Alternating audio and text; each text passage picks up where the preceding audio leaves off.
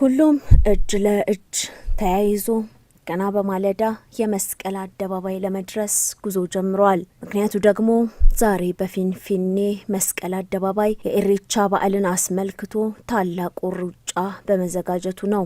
የመስቀል አደባባይ ኢሬቻ ለፍቅር ለሰላምና ለአንድነት በሚል መሪ ቃል የተዘጋጀው የሩጫ ውድድርን ለመካፈል ወጣቶችና የተለያዩ የህብረተሰብ ክፍሎች ተሳትፈውበታል። በዚህ ውድድር የተለያዩ ትዕይንቶች የታዩ ሲሆን ሴቶች፣ እናቶች ሳይቀሩ ለውድድሩ ድምቀትን ፈጥረው ውለዋል። በፕሮግራሙ ላይ የክብር እንግዳ የሆኑት የኦሮሚያ ብሔራዊ ክልላዊ መንግስት ምክትል ፕሬዝዳንት አቶ ሽመልስ አብዲሳ፣ አባገዳዎች፣ ሀደ ሲንቄዎች፣ ምሁራን በፊንፊኔ መስቀል አደባባይ ተጋብዘው ተሳትፈዋል። የፖለቲካ ተንታኙ ጆሃር መሐመድ፣ ፕሮፌሰር መራራ ጉዲና ለቀኑ ልዩ ገጽታዎች ነበሩ። ታዋቂ አርቲስቶች፣ ኮሜዲያን የተዘጋጀውን ፕሮግራም ግቡን እንዲመታ የራሳቸውን አስተዋጽኦ አበርክተዋል።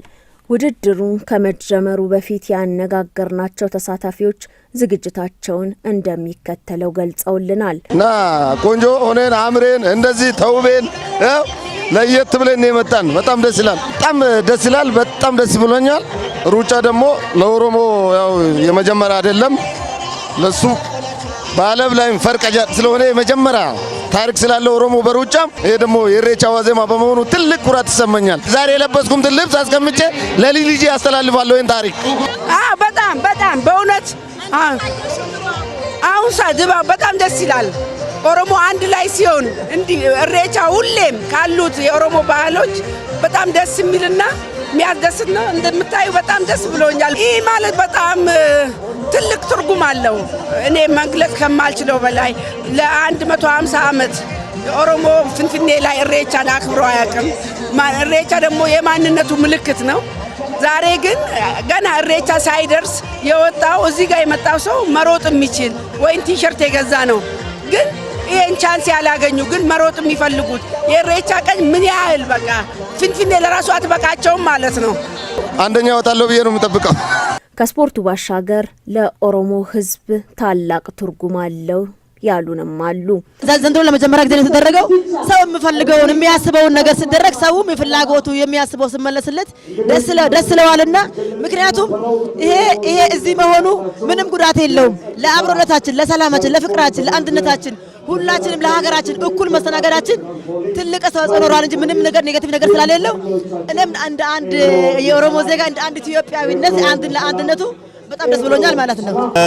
በእውነቱ ከሆነ በጣም ትልቅ ደስታ ነው፣ ትልቅ ስሜት ነው የሚሰማኝ። ምክንያቱም የኦሮሞ ሕዝብ ከ150 ዓመታት በፊት መፈናቀል፣ መዋረድ፣ መጨቆን የጀመረው ከዚሁ ማዕከል ነው፣ ከፊንፊኔ ማዕከል ነው። የፊንፊኔም ጉዳይም በተለያዩ ጊዜ የትግል አጀንዳ አድርጎ በርካታ ወጣቶች፣ ቄሮች፣ የኦሮሞ ታጋዮች ከፍተኛ መስዋዕትነት ከፍለዋል፣ አካላቸውን ገብረዋል፣ ህይወታቸውን ገብረዋል። ለእስር፣ ለስቃይ፣ ለእንግልት ተዳርገዋል፣ ህይወታቸውን አጥተዋልና ዛሬ የነጻነት ብርሃን ፈንጥቆልን ኦሮሞ ከተፈናቀለበት ቦታ፣ ኦሮሞ በተዋረደበት ቦታ ተመልሰን ነጻነት አግኝተን እንደማንኛውም ሰው ይሄን በዓል ለማክበር በመታደላችን ለኦሮሞ ህዝብ ትልቅ ትርጉም ያለው ነው። ለኦሮሞ ህዝብ ብቻም ሳይሆን ደግሞ የኦሮሞ ህዝብ የነጻነት ጥያቄ፣ የእኩልነት ጥያቄ ከተመለሰ ኢትዮጵያ ሰላም ትሆናለች። ይሄ ደግሞ ለመላው ኢትዮጵያውያን፣ ለሁሉም ብሔር ብሔረሰቦች፣ ሰላም ወዳድ ለሆኑ በእኩልነት ለሚያምኑ ሁሉ ትልቅ ድል ነው።